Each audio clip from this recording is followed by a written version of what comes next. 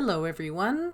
Welcome to So Dramatic, where we're bringing fantastic ideas to life. Today, I want to talk about the evolution of this next fabric stamp.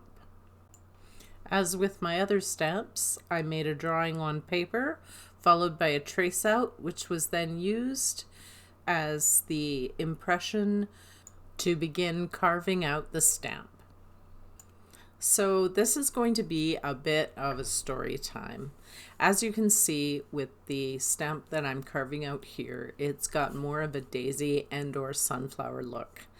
The sunflowers are almost finished and I'm going to be trying to dry and press some of those. I've got some in the flower press. We'll see how it goes because sunflowers are quite thick.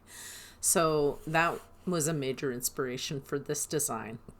I also was looking at most of my flower art and realized that roses are very much predominant. So I'm a little bit bored and I wanted to create something new and exciting for myself by just switching up the design a little bit. I also have this idea of making some trim with silver or white paint on a black background. So I will definitely be sharing that with all of you. Right now, though, I just want to complete this part and do some tests, and I'm really looking forward to it. I'm also have some ideas definitely to paint the stamp outlines. Not all of them, just try some paintings as well, because I'm really excited about painting on fabric. Now that I've been doing it a little bit, I was just like, oh my gosh, I'm good at this. I can do this. And there are a whole bunch of different small projects that I want to do to create hopefully saleable accessories that people will want to buy because it's something they can use in their life and something that will just add real value to their life and not just be a cutesy piece on the wall. I mean, there's a place for cutesy pieces for sure, but I want to create something a bit more practical that's also really beautiful. So people will go, ooh, I want one of those in my life. Yes, please. One of the things I'm definitely hoping to create is a cincher. I really want to make one of these. My goodness, I'm using the word really a lot. Okay. Hopefully I won't have to edit that out.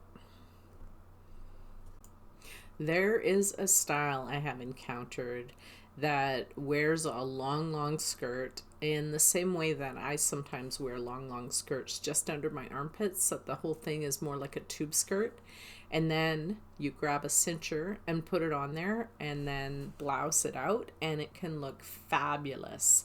So I really want to try that. I'm aware that most of the time I see it, it's more of an elven look, and I've got personally a very dwarven sort of outline, so I don't know how it's going to look on me. However, I do have a friend who really wants to be one of my clothing and accessory models. She really wants me to just try everything on her and take pictures, and I'm all about that. So she definitely has an elven face and an elven body, and yeah, she's gorgeous lady.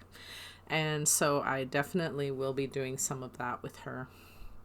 These petals were really hard to do. It was difficult to gouge them out without taking out that centerpiece that I'm trying to leave in there for art detail. You know, just the center leaf. It should be fun.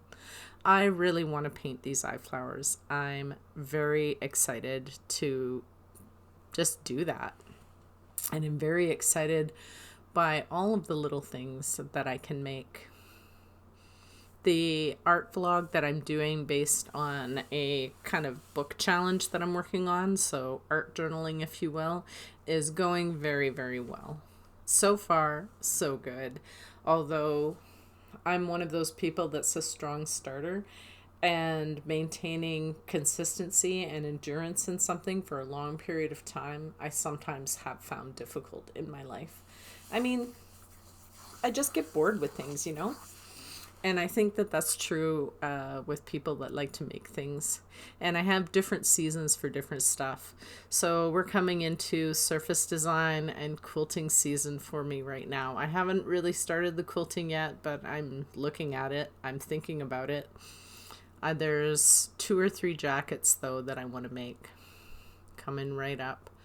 2 for family members and 1 for myself. So we'll see how it goes.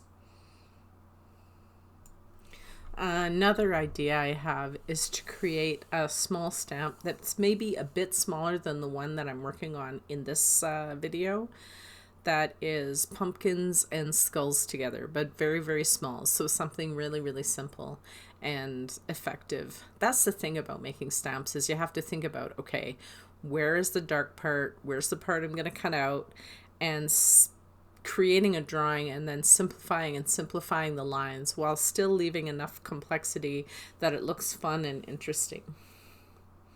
And with this one, I don't know. I really don't understand myself what the eye flower is all about, but I love, love, love them. Maybe it's a sense of the macabre. Although Alphonse Mucha is not macabre, there's a certain whimsy with his work that I really, really like. And I also really enjoy the works of Edward Gorey and Tim Burton, and they're very macabre. It's sort of like Victorian meets lighthearted horror. Not really horror, I guess. Just 80s gothiness. I don't know. I really, really like those things. Oh, and Tom Bagshaw. If you've never checked out his work, check it out. It's awesome. And I've also been influenced by fabric designers that make dolls and stuff, like Barry Hill. He makes amazing dolls. I love his work so much. It has really inspired my own use of fabric and use of art dolls when I'm doing that. So this whole project has been amazing. I've really gotten a much more of a feel of these tools, and this stamp is going so much faster than even the dragon stamps went, or any stamp before this. I have really, gotten into it and really taken my time to do a good job. And I have to keep telling myself, like, no one's timing you. You don't have to do this by a certain amount of time, even though I'm trying to get videos out and build something pretty interesting out here and be genuine in my art journey. I love textiles, and mixed media has been kind of a passion of mine, and wanting to bring painting and drawing and doll making and textile art and costuming and medieval fantasy all together at different times in different amounts to create some truly amazing projects. And I've reached that point in my life where I just want to make things just to make things. It's nice to sell things. Sure it is. I love money. Everyone loves money. And money is fantastic.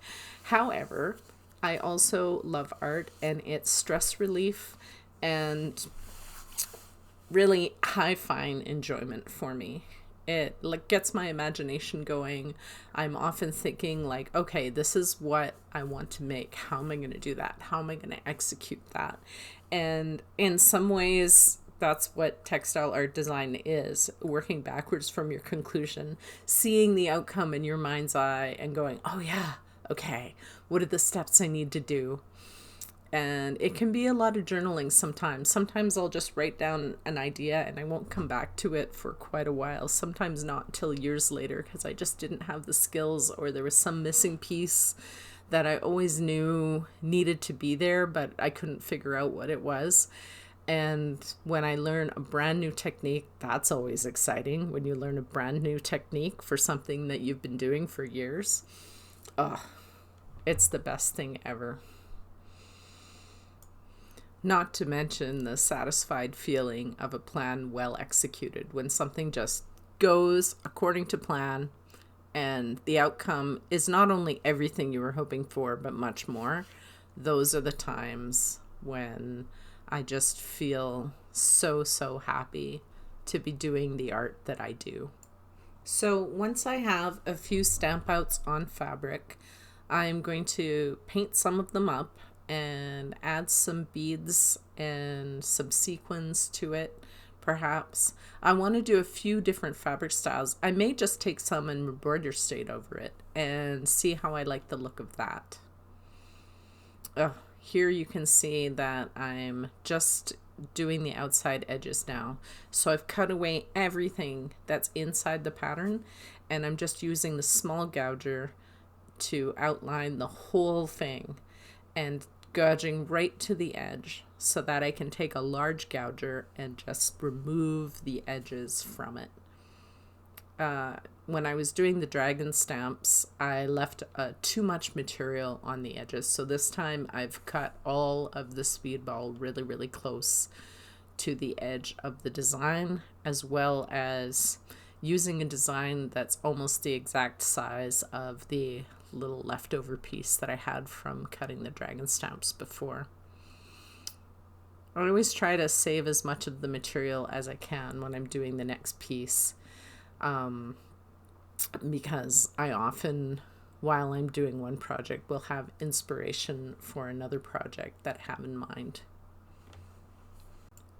On the reverse side of the stamp, I always draw a plumb line for the main part of the grain line of the design, if you will. So in this case, running horizontal across the center of the eye is a thick brush stroke line, so that when I'm putting the stamp down, I can position it with a fair amount of accuracy. I just realized now that I didn't write the word top on there, and since it has a definite top and a bottom because of the way the eyes are, I'm going to have to do that. So I need to make a note to self to write top on the back before I use the stamp, although I am going to be making some samples, so that'll become apparent really fast as well.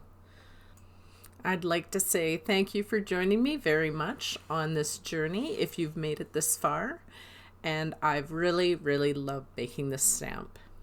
Let me know your thoughts and opinions on it. Like, comment, and subscribe. Here is the final look at the stamp and the first ink samples I made with it. Happy creating, and have a wonderful day.